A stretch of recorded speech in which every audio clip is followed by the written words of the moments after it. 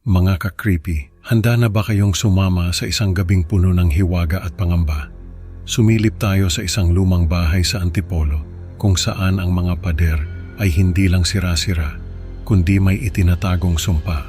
Si Camille, isang vlogger na hindi inaasahang madadawit sa isang nakakakilabot na hamon, ay magbibigay sa atin ng isang kwentong hindi basta-basta malilimutan. Huwag niyong palampasin ang misteryo ng kanyang pagkawala at ang malagim na wakas na magtatanong, ano nga ba ang sekreto ng bahay na ito? Sa isang sikat na coffee shop sa gitna ng Metro Manila, abala si Alexa sa pag-i-edit ng kanyang mga vlogs. Ang mga mata niya, puno ng determinasyon, ay saksi sa kanyang paghahanap ng katotohanan tungkol sa pagkawala ng kaibigan niyang si Camille. Sa kabilang dako si Camille, nakaupo sa harap ng kanyang lumang laptop ay mabilis na nagtatype ng kanyang huling blog post sa kakaibang kwento. Nagpapalitan sila ng mensahe ni Alexa sa social media puno ng excitement at kaba. Biglang bumalik ang eksena sa Halloween special kung saan hinamon ni Alexa si Camille sa isang live stream. Kitang-kita ang excitement sa mga mata ni Camille habang ang mga manonood ay halatang nag-aalala. Pagkatapos ng live stream, nag-uumapaw ang comment section ng kanilang video. May mga netizens na nagtatanong kung totoo ba ang hamon at may ilan din na nagbabala sa kanila tungkol sa lumang bahay sa Antipolo. Ano kaya ang naghihintay kay Camille sa bahay na iyon? Sa kwarto ni Camille, napapaligiran siya ng mga lumang libro at artikulo tungkol sa paranormal. Isa-isa niyang binubuklat ang mga pahina ng kasaysayan ng inabandonang bahay. Tinitingnan ang mga lumang litrato ng pamilyang De Vera. Bigla siyang nakatanggap ng mensahe mula sa isang hindi kilalang numero, huwag mong ituloy ang hamon. Pero imbes na matakot, pinili niyang balewalain ito at ipinagpatuloy ang kanyang paghahanda.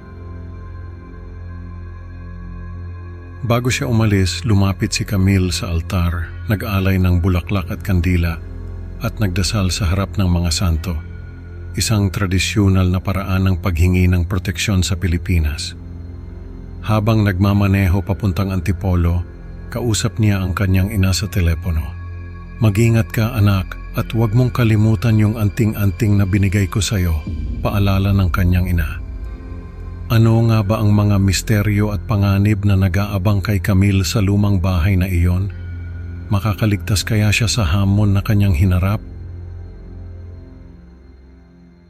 Nang dumating si Camille sa harap ng lumang bahay sa Antipolo, kahit ang kamera niya ay nanginginig sa kanyang kamay.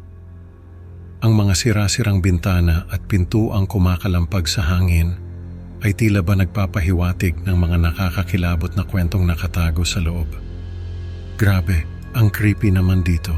Pulong ni Camille habang ang kanyang tape recorder ay nagsimulang mag-record ng mga kakaibang ingay na parang may bumubulong sa kanya mula sa dilim.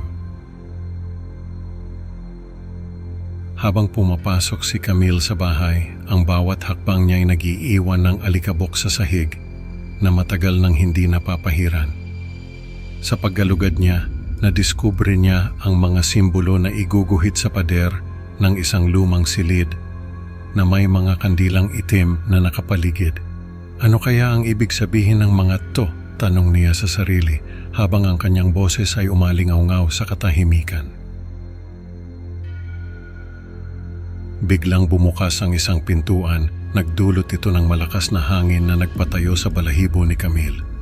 Diyos ko, ano yon? Sigaw niya at sa takot ay nagpasya siyang tumakas. Pero bago siya lumabas, hindi niya napigilang magdala ng isang lumang larawan at ang papel na may guhit na kanyang natagpuan. Baka may clue dito, anya, hindi alintana ang posibleng panganib na dala nito. Pag-uwi ni Camille, agad siyang nagbahagi ng update sa kakaibang kwento. Kasama ang larawan ng guhit at ang kanyang mga salita ay puno ng takot at babala. Guys, hindi ito biro. May mali sa bahay na yon, post niya. Ang kanyang mga daliri ay nanginginig habang tinatype ang mga salita. Nakita ng mga taga-subaybay ni Camille ang kanyang post at nag-umpisang magkomento. Totoo ba yan, Camille? Grabe naman yan, sabi ng isa, habang ang iba'y nagtatawanan at inaakalang biro lamang ang lahat. Halloween lang yan, part ng promo niya siguro, komento ng isa pa. Ngunit sa kanyang huling post, magulo at hindi maintindihan ang mga salita ni Camille. Puno ng mga typo at hindi kompletong pangungusap na nagdudulot ng pag-aalala sa kanyang mga mambabasa. Camille, okay ka lang ba? Ano yung pinagsasabi mo? Tanong ng isang concerned follower. Sa isang madilim na gabi, nag-record si Camille ng isang tawag kay Jericho. Jericho, natatakot ako, hindi ko alam ang gagawin ko. Ang kanyang boses ay puno ng hikbi at takot. Pagutuluyang nawala ang koneksyon, narinig ang isang malakas na bulong na tila galing sa kabilang linya. Huwag kang lilingon. Ano kaya ang nangyari kay Camille matapos ang tawag na iyon? Ang mga susunod na pangyayari ay lalo pang magpapalalim sa misteryo ng lumang bahay sa Antipolo. Nakaupo si Alexa sa kanyang kwarto, nakatutok ang mga mata sa screen ng kanyang laptop habang nag-scroll sa mga lumang post ni Camille. Ramdam niya ang bigat sa kanyang dibdib habang iniisip ang biglaang pagkawala ng kaibigan. Saan ka na ba, Camille? Bulong niya sa sarili, ang kanyang noo kunot sa pag-aalala. Isang gabi, sa gitna ng malalim na pagtulog, napasok si Alexa sa isang panaginip kung saan nakita niya si Camille. Takot na takot habang hinahabol ng mga anino sa loob ng lumang bahay sa Antipolo. Nagising si Alexa na basang-basa sa pawis. Ang kanyang hininga mabilis at ang puso niya ay tila gustong kumawala sa kanyang dibdib. Kinabukasan, habang nasa trabaho nagsimulang makakita si Alexa ng mga kakaibang pangitain. May mga anino siyang napapansin sa sulok ng kanyang mga mata at mga bulong na hindi niya maunawaan. Ano to? Stress lang ba to o may iba nang nangyayari? Tanong niya sa sarili, ang kanyang isipan gulong-gulo.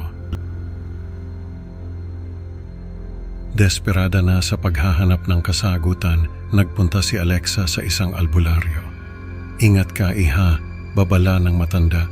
May mga bagay na hindi natin dapat ginagalaw, lalo na yung may masamang enerhiya mula sa mga lugar na tulad ng bahay sa Antipolo. Nanginig si Alexa sa takot, ngunit alam niyang kailangan niyang malaman ang totoo. Ano nga ba ang nangyari kay Camille? Sa isang gabi ng matinding kawalan ng pag-asa, nag-set up si Alexa ng kanyang camera at nag-record ng isang video. Hindi ko na kaya, aniya, ang kanyang boses nanginginig. Sana maintindihan niyo kung bakit ko to gagawin. Tumulo ang kanyang mga luha habang sinasabi ang kanyang huling paalam at ang kamera ay dahan-dahang nag-zoom in sa kanyang mukha na puno ng takot at pagkawala ng pag-asa. Sa mga huling sandali ng video, may kakaibang anino na lumitaw sa likuran ni Alexa. Biglang naputol ang video at ang katahimikan ay naghari sa silid. Ang kwento ay nagtatapos sa isang tanong na iniwan sa mga manonood. Ano nga ba ang tunay na nangyari kay Camille? At may katotohanan ba ang mga kababalaghan sa inabandonang bahay sa Antipolo? Ang misteryo ay nananatili at ang takot ay kumakalat na parang apoy sa kagubatan ng mga isipan ng bawat isa. Ano nga ba ang susunod na mangyayari? Mga ka-creepy, sa bawat sulok ng dilim may aral na nag-aabang. Natutunan nila na may mga misteryong mas mabuting hindi na lang galawin. Salamat sa pakikinig. Huwag kalimutang mag-like at mag-subscribe sa Creepy Pinoy Stories para sa mas marami pang nakakakilabot na kwento. Excited na akong makasama kayo sa susunod na upload. Hanggang sa muli mga ka-creepy. Tandaan, sa susunod na mag-isa ka at may bumulong sa iyo mula sa dilim, huwag na huwag kang lilingon.